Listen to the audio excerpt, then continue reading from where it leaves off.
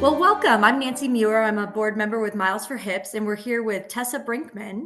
A little bit about Tessa, she shared with us is she's a New Zealand flutist and composer, now based in New York City. She performs and records modern and traditional classical music with many ensembles, creating unique work that honors synesthesia, dialect, innate meter, and collaboration. She was finally diagnosed with hip dysplasia at age 57, had a very successful peri-acetabular osteotomy, and keeps her hip happy with all the stairs she has to climb in New York City. Welcome, Tessa. Thank you for joining tonight. Yeah, thanks for having me. Yeah. I would love to start with having you tell me a little bit about what brought you to us. What is your experience with hip dysplasia? Well, I wasn't diagnosed until I was 57. And for years I'd gone to, massage therapists, chiropractors, physical therapists, you name it. And everybody just said, well, it's the muscles and you have to do these exercises. So, and I did yoga and all of that. And I really, I mean, I didn't have any success with it. But what they noticed was that I had a slight scoliosis in my back and all these kinds of things. But it would sort of be, a bunch of exercises or stretches, and it would go right back. And finally, that my hip got so painful that my doctor allowed me to get an X-ray. No one has suggested that I get an X-ray at all, right? So I go get an X-ray, and so the diagnosis, the radiologist, is hip dysplasia. So immediately my doctor says, well, go get a hip replacement. And I thought, no, that I'm going to do some research because there might be other options. So I did. This was during the pandemic, by the way, in 2020. So I read a ton of medical abstracts online, and I found some research accounts of women in Korea, South Korea, having operations in their 50s. And I'm a small build. And I thought, well, I'm a similar build. There's a good chance that my tissue is still, labrum is still good and all the rest of it. So then I did all this research about surgeons all over the country. And of course, I had to consider flying, not flying. I found Dr. Amir Jamali in Walnut Creek, California. And so we did all these consults remotely. He got me to do these x-rays, which in my rural hospital, they'd never done these kind of x-rays before. Just a word to the wise that if you're in a hospital that's inexperienced, you're going to have to really instruct them how to do stuff. And so he said, I think you're a good candidate. So I actually only met him when I was going to have the operation, but the night before the surgery, and I went down to California with my husband. The night before the surgery, he sent me pictures from his computer assisted mapping of, and he said, I spent a long time mapping this to make sure it was precise, because I kind of, it's a 3D image, so it must be pretty complicated to map what you're going to do with the pelvis. And the next day I had the operation, and I actually left the hospital about I was in the hospital 2 days because COVID patients were wandering all over the place, going into wards they shouldn't. And so he said, just get out of the hospital and go to a hotel. So I did for one night, and then we drove back to Oregon, Southern Oregon. This was in the dead of winter, and I can remember stopping off at a public bathroom, and with my walker, sort of groaning in pain and painfully trying to get it was, of course, a long distance and stuff. So I had a walker, came home, got situated on the bottom floor, and just started a whole protocol of just, I would say, a really good diet and, 24-hour care for my husband for 2 weeks because I couldn't do anything by myself, of course. And 2 weeks later, I started working remotely, actually on an art project with a collaborator I had not met who's in Colorado. So we were working on my computer. So I was working in 2 weeks, but it was all remotely. And then after about 12 weeks, I started to do actual exercises with a physical therapist. I had to instruct the physical therapist about what a PAO was and all the rest of it. I found myself often in an educational role, and but it all went successfully. But I found also that I was getting an impingement because I think my psoas, which is attached to the inside, what's that name of that knob on the inside of your bone? Oh, the lesser trochanter on Yeah, the inside. exactly. Yes. Yes. Yeah. So that was getting irritated. And so I went down to California to have a look at it because I was worried I'd need another surgery. And the surgeon said, actually, you just need to build up more gluteal muscle. So that's one thing I learned too, is how difficult it is to build up muscle. It's so easy to lose it. And because this whole area, my right side, had been underutilized for years because I was limping, right? It took a while for me to really build up muscle. So I went actually and had private gym stuff twice a week. That was fantastic. That was even better than physical therapy. But then when we moved to New York, so I got my screws out a year later from the surgery. And then when we moved to New York City, I feel that's when I really built up my glutes because I was going up and down stairs all the time, really fast and such. So that's kind of a brief, kind of encapsulated history. But I found myself having to really educate people about what a PAO was. And only in New York City did I find people go automatic and medical community understand automatically what that's about. Yes, I love, oh my gosh, your story is so fascinating in many ways. And you really embody some of your experiences, while a very unique story, are also things that we hear. And a part of the reason why Miles for Hips, we really even exist. Some of the things that, you talked about is, first of all, delayed diagnosis. I mean, 57, you were actually the first person I think I've met in their late 50s who was not, or diagnosed and then offered hip preservation, or sought hip preservation I surgery. thought that, So yes, that was late not offered. diagnosis, Yeah. the role that you had to play as an active patient and actually advocate for your care and say, listen, I want to explore my options and not just take the first thing Mhm. offered. And that led you down a Yeah. path that most patients probably would not get to Right. in Well, their late also, 50s. I know that there's a lot of age, prejudice amongst clinical professionals. There are assumptions made based on statistics that, but not all of us fall within the bell curve. We're statistical outliers. So I knew that I would have to present evidence in order to be taken seriously. So that's why I did the research. And also, my labrum was only a little torn. It wasn't, so that was repaired and it was fine. But the assumption was made especially when they look at x-rays, that you've got arthritis and all the rest of it. But he said my tissue looked good when he went inside and looked. So you really can't tell until you get in there to see what's going on with the bone and the tissue. It's like you have these diagnostic tools, but they only go so far. So that's one thing I would share with people is, gathering evidence from externally from research, but also when you get research about your own body, one scan may not show all the picture, but there are 20-year-olds whose health is really dire, and there are 80-year-olds whose health is amazing. So you cannot make assumptions based on that. And I feel also that being female and the fact that dysplasia is often, a female-based complaint, right? We're not going to be taken it seriously by medical professionals. So we have to kind of work around the gaslighting and really kind of advocate for ourselves. And I mean, you obviously are a very intelligent woman, but what challenges did you encounter, if any, seeking this information? Because it can be hard to come by. Yeah. Well, I'm a pretty good Googler, so that's what I did. Okay, I would so do you these started deep dives. I would sort of think out key phrases, and I can sort of find all kinds of things that way. It was interesting. What shocked me actually was post-operation when I was sort of, stumbling around with a walker, right? How many people, that I would encounter in the street or whatever I was walking around would not look me in the eye, would be that I really had the first time in my life, I had some real insight into what it might feel to be disabled, like permanently disabled. And that was really horrifying, actually, because there was a lack of eye contact. There was the assumption that, apology that they didn't see that I needed the door open and sort of like overdoing it or just ignoring me.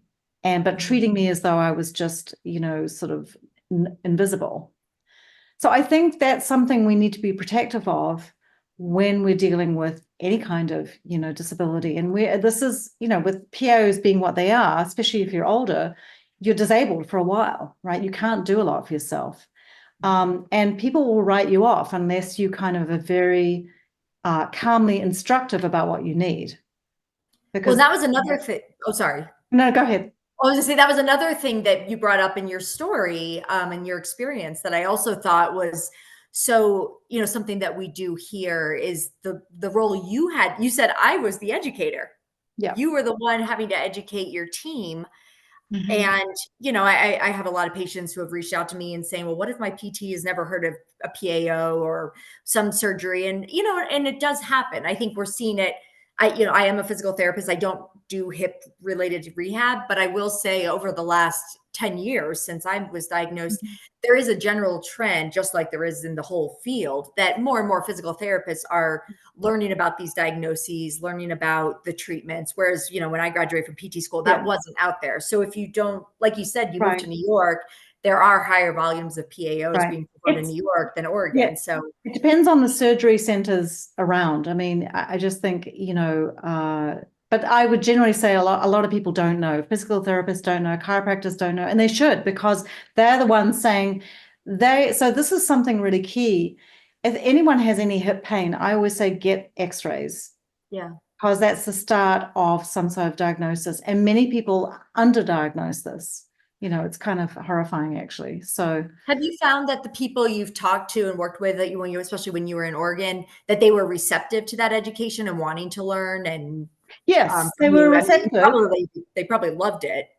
They were receptive. I will say that people have trouble distinguishing between a PAO and a hip replacement. Mhm. For example, in the hospital, a nurse tried to move me by moving one leg at a time, and I screamed. And I said, please don't do that. Please move both my legs simultaneously. Mhm. And she said, are you sure? And I said, absolutely. And I didn't even know why. I just knew intuitively that was Yeah. just the wrong thing to do. There's no way my legs could do this. Um, so nursing staff don't know either, you know. Yeah. Uh, so it's just I think surgeons need to be a lot more protective of patients.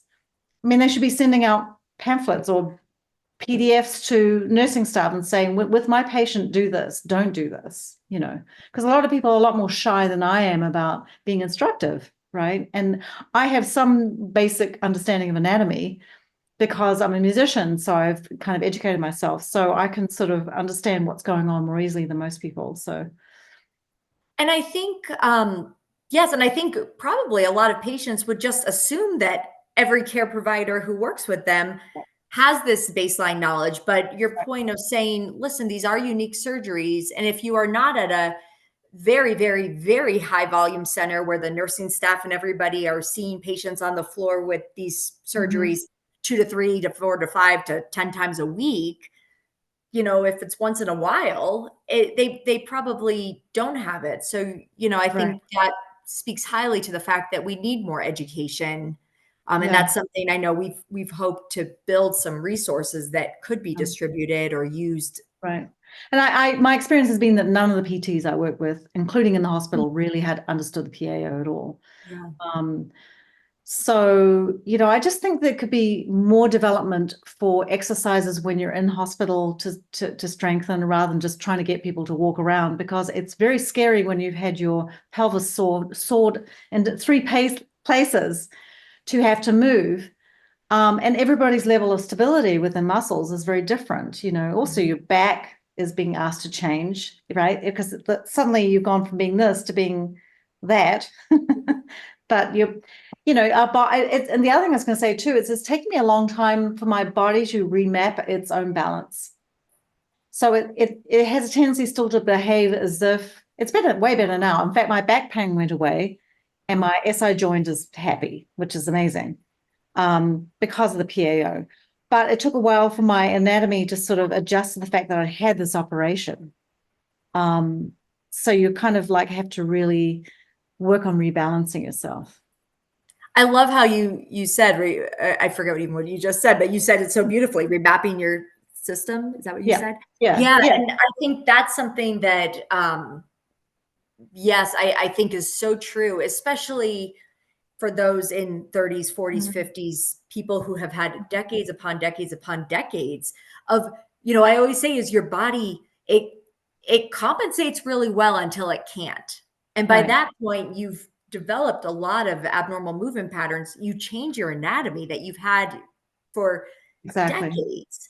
Yeah. And then, yes, and I think that expectation is not always set ahead of time of saying, listen, this is, yes, by 12 weeks, you can be starting to walk on your own. By 6 months, yes, you could be getting back to daily activity. By a year, you should be doing pretty well. But that this really can be a multiple year process to rebuild, and that the therapy doesn't, or the therapy and the rehabilitation, I should say, not the therapy, doesn't stop at 4 months or six Right. months or 12 months. And for some people, it really is almost a lifestyle of, Yeah. maintenance once you Yeah, get I, there. I mean, I think actually, if anything, what's the beauty of having a massive operation like this is that you, if you choose to, which I think is a good choice to make, you tune in more to your body.